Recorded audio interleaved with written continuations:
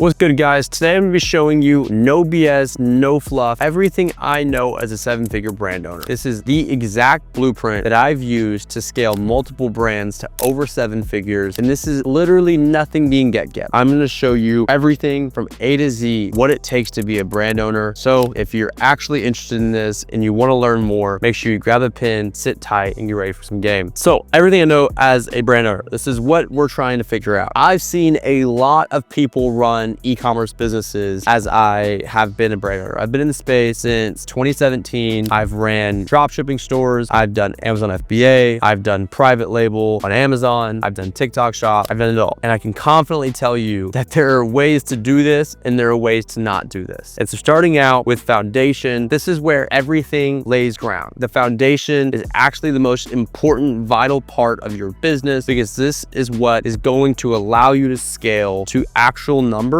without having to come back and have to rebuild the foundation because you didn't do it right from the get-go. So there are a couple of things that make up the foundation. The first being marketing, second being problem solving, and third being validation. These are basically the 3 principles that you need to have when you're going into a product launch. So this is like, if I'm launching a brand tomorrow, the 3 things that I'm trying to solve are marketing, problem solving, and validation. So in the marketing column, you have how many big dogs, okay? This is how many people in the space are actually competing with you. This is a really important, principle because there are several niches that are too competitive and there are several niches that you don't want to get into just due to saturation of the niche. Second thing in marketing is how well do you know your customer? This specifically has to be, in my opinion, the most important thing throughout this entire video. Trying to understand your customer is a problem that you will probably continue to solve for the entirety of your business because every product, every launch, every phase of your business, you may have a different customer that you're marketing to. And so this is super important that you understand who your customer is with each product and at what phase of life is that customer at. And now there's not just one golden customer. You may have 5 different ICPs that you're working through and you need to know all of them. You need to know customers is what it should say. Next is problem solving, okay? We talked about how many competitors you have. Next are, out of the competitors that you do have, how are you improving upon their problems, right? Or their solution, really is the answer right there. So you have a product that's already out there. Your competitor's doing well. They're selling, 20,000 times a month. But the biggest complaint is the taste. Well, that is how you're improving on your competitor's problem or competitor's product. So you need to understand how are you gonna improve on your competitors. You don't wanna launch the same product. You never wanna come to market with the same exact product as everyone else. There's no differentiating factor there. And that is what I see happen. A lot of brands will launch a creatine gummy, for example, when in fact there's 30 other creatine brands that are out there that are crushing it that are doing the same strategy that you're doing. So you have nothing to stand out. But if there's a 30 men's creatine, but only 5 women's, well, then maybe you have a niche. Also, being able to acknowledge customer complaints. You see, I kind of think of a Amazon listing as like a funnel, right? Everyone that starts at the top of the funnel is looking at the title, okay? You get a little bit deeper in the funnel as you open up the listing image or the listing page and you look through the listing images. And you get deeper in the funnel as you scroll down and go through the A+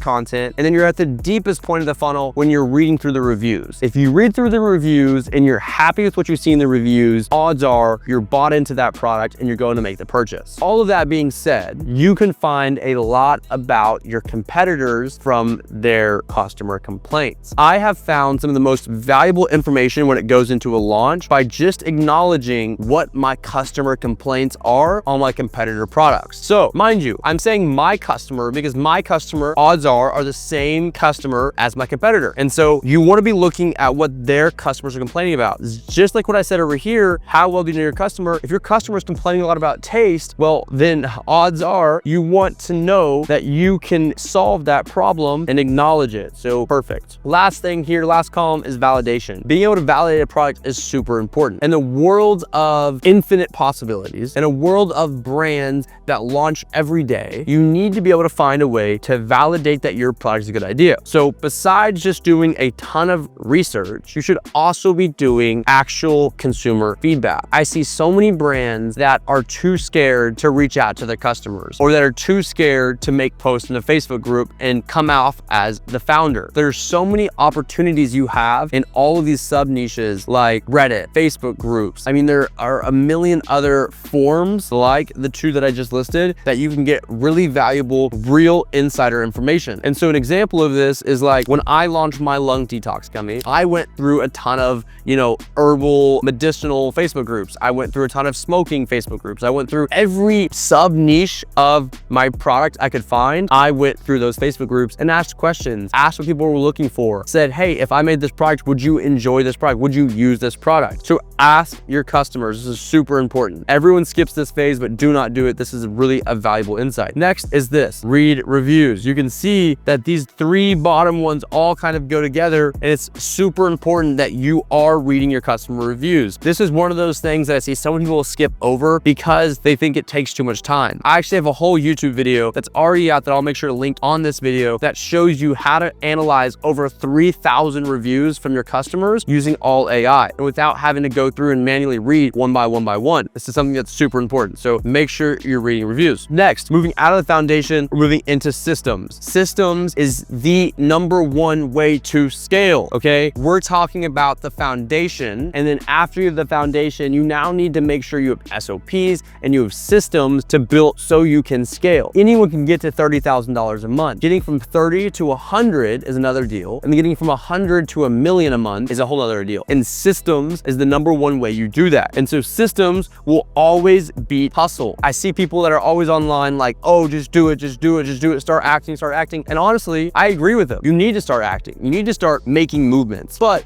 what you don't need to do is start making movements and not tracking what you're doing. Now, it is extremely important to stay organized and to be structured and to have KPIs you're following through with. So the #1 thing when I say build systems, what I'm referring to are KPI trackers. I'm talking about tracking how many outreaches you're doing, tracking where you're spending your time and how much of your time you're spending in certain places. There are so many systems that you can build out that are essential to the success, because if you don't, you get lost in the weeds of things. If you can't answer my question when I ask you what you did today and give me a step-by-step list of what you actually achieved and what you worked on, then odds are you don't have the right systems. If you did, you would know where you spent your time. And so many entrepreneurs do not know where they're spending their time. So make sure you're doing that. All right. So when it comes to content fulfillment and team, you can see that they're numbered here. And I kind of do that on purpose. On systems, the first thing you need to build out a system for is your content. When you're launching a brand and as a brand owner, most of your sales, I'm assuming, is generated by content. Whether that content is affiliate content, ad content, copywriting content, whatever it is, it's content driven. So you need to build systems for your content, okay? Whether that's SOPs on how to film content, whether that's an SOP on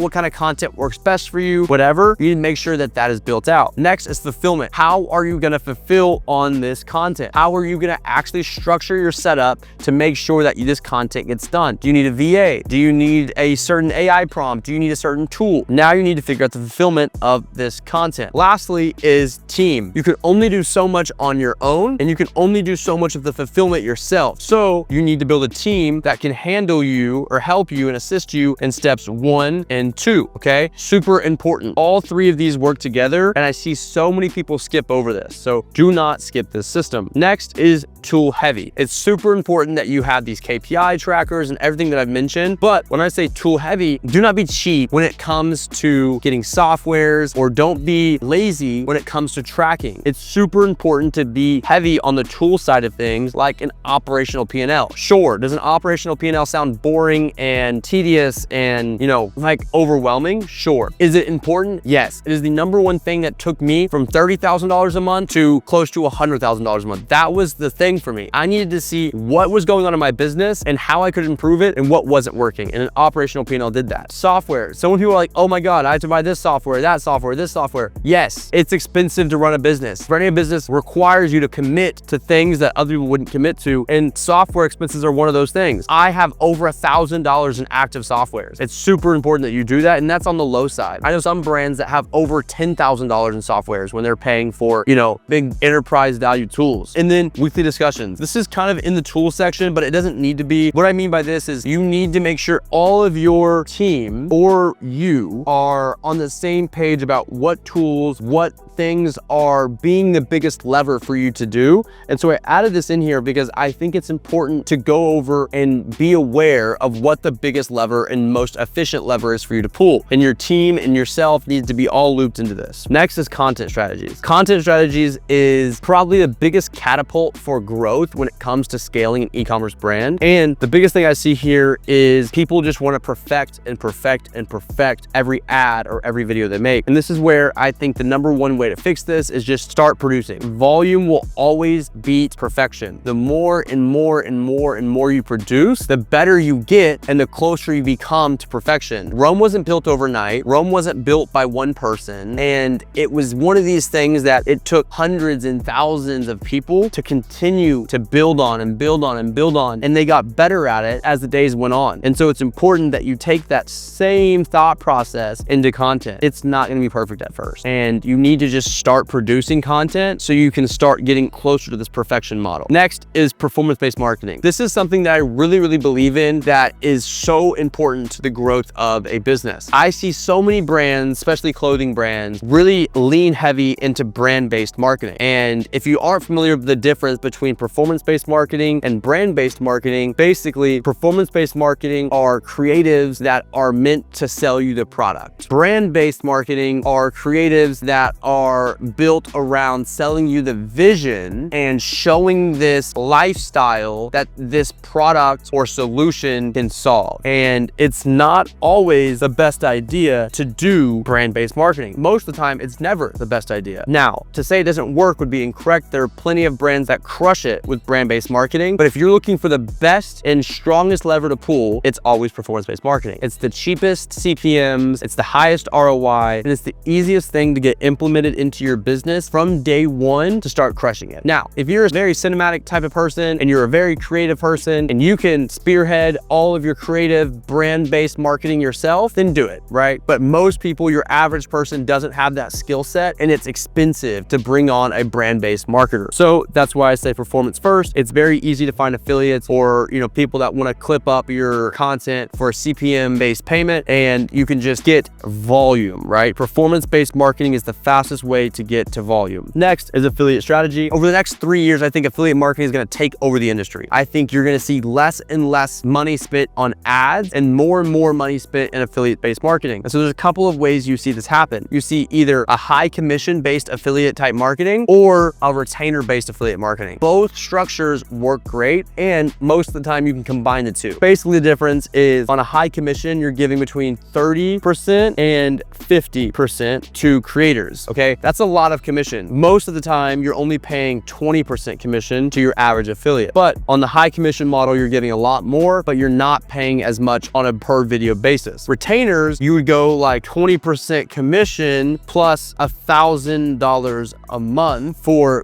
45 videos or whatever it is, right? That's what the difference is. Both have their pros and cons. I'm actually leaning more into the higher commission-based marketing now because as you start working with higher tier affiliates, the higher tier affiliates want higher commission because they make more money. So yeah, that's the difference between the two. Now, last thing here, one of the last couple is scaling to the moon, right? All of these things help you scale, but now that we're talking about actually scaling, there are a couple of things that are vital to the success of the operation to scale. That's inventory management. That is one of the most detrimental issues that a business faces is inventory management. It is very hard to balance cash flow and inventory management when you've never ran a business like this. Inventory, staying in stock, especially on platforms like Amazon, are probably one of the best ways to catapult your growth. Being able to stay in stock and have a good amount of stock to provide your customers with 2-day shipping is the only and probably the best way to rank fast on Amazon. If you're constantly going out of stock, you constantly only have 100 units available, and you're battling this whole inventory management flow, well, that's what creates friction when your customer is trying to purchase. The whole idea of the funnel I was mentioning earlier is to make it as seamless and frictionless as possible for your consumer when they're checking out. And them having to wait 4 days to receive a package is friction that you don't want them to have. So inventory management is more important than you think. Next is when and who to hire. This was something that I was told by a mentor of mine, is that you can build a $50 million a year business with 1 or 2 people. Is it the smartest thing to do? Probably not. Is it the fastest way to do it? Probably not. But is it possible? Yes. And so the question of when and where, or when and who to hire, is super broad and super hard to answer. In my experience, I wanted to pawn off, or I wanted to hire the highest lever opportunity as fast as I could. And so for me, that was my affiliate management. That is my highest lever. And the more attention I can put into affiliate management, the more money I make, because that's my biggest lever to pull. And so I hired my affiliate manager the second it made most sense, which was the second we were profiting enough to spend enough money to incentivize my hire to really want to work on this business. And so, you know, I think in my business model, it made most sense to hire an affiliate manager. In your business model or in your business, it might be a warehouse manager. It might be a copywriter. It could be even a creative strategist. It depends. It could be a media buyer. Whatever it is, you need to just internalize and see what is the biggest lever, which brings you back to the systems. You should know what the biggest lever is for you and figure out the best way to hire who that person is, and, you know, go and so forth from there. Next is subsequent SKUs. In order to scale, it's hard to scale as a one SKU brand, a one item store. So launching new SKUs is super important, and it's something that I see people wait too long most of the time. They'll run in their business for a year or two, and then they'll start thinking, oh, my sales are dying down, I need to launch another SKU. Well, you should have launched your second SKU like 6 months after you had launched your first one. After you built your proof of concept, after you started cash flowing, that's when you should launch your next SKU, because the more items you have to sell, odds are the more money you will make, because you have more awareness. You're going wider, not deep. And that's really important. It's super important to profit always. The reason I added this here is because if you launch too many subsequent SKUs too fast, you profit way less. And so there is a balance to getting profitable and then launching another SKU and staying at least 1% profitable, rather than launching SKUs from day one and just, you know, not having any profit margin. So super important thing here that these two will really go together. You need to keep that in mind. Next is the mindset paradigm. This is, I think, the biggest thing that makes a 7-figure brand owner different than a 9-figure brand owner. And so I'm a 7-figure brand owner, but, you know, I talk to a lot of 9-figure brand owners and people that are involved in these 9-figure brands. And the biggest thing that I see is that the mindset paradigm is different between the two. There are differences between those two owners. And the biggest really is that there's a difference between the operator and the owner. I am an operator. I have to be in my business. I have to actually stay and be attentive into my business. I am essentially a slave to my business. And that's okay, because we're in the building phase. I'm not trying to sit on a beach and sip a margarita and let my business pay me. I want to be in the weeds. I want to be scaling. I want to be reinvesting. And that's the way I want to run my business. But some of these biggest entrepreneurs in the space, they're now owners. They're now able to see at a high level what needs to be done. And they may have a meeting or two a week, and they're just doing the high level thinking. This is when you start having the real results in your business at a high level. Not to say that I don't have the high results. I'm just saying these are the people that can really start seeing outside the box. And that's when you start really seeing some really big growth. Also, big thing that I see in these high level entrepreneurs and myself is that you are your biggest enemy. You end up fighting yourself, and you're in the way of yourself more than anyone else is. It's your fault that you didn't get those videos posted. It's your fault you didn't do those outreaches. It's your fault that you were too lazy to get this email sent out. So the biggest bottleneck in most businesses ends up being yourself, because you're not optimized as you should be. And the last couple of things here is learn from bigger and better. I mentor people. I help people launch and scale their own brands, but I have my own mentor as well. I think, you know, mentoring and I think having people around you that are bigger and better are super important. I would not be as successful as I am today if I didn't have the people that are running these 8 and 9-figure brands that I get to ask questions to. You can never stop being a student, and you can never stop learning. And I see, especially these young gurus, they start making their first amount of money and they start thinking that they're on top, that they can't learn from anyone, and that, you know, they know everything. And that's the biggest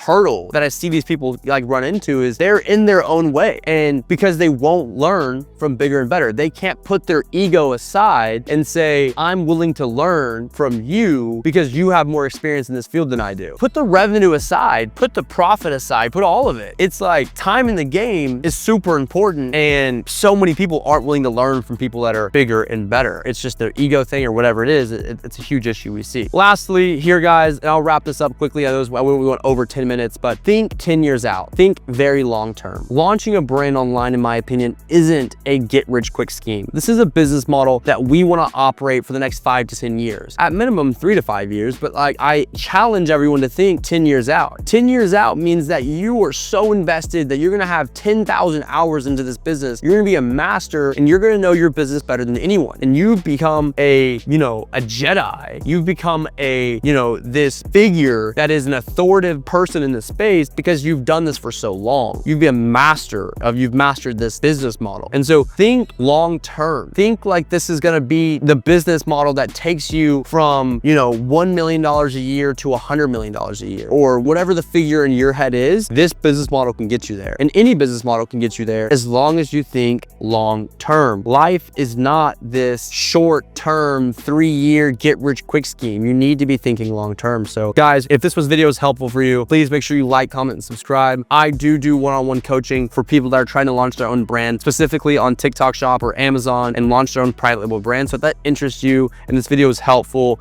I went ahead and linked my personal calendar where you book a call with me and we'll get to talk and see if we're a good fit to work with each other. So if any of this sounds good, make sure you go check that out. I also have a whole bunch of free resources linked down below too. Hopefully y'all enjoyed this video. Let me know if y'all have any questions or need any help in the future, and we'll see you on the next one. Peace.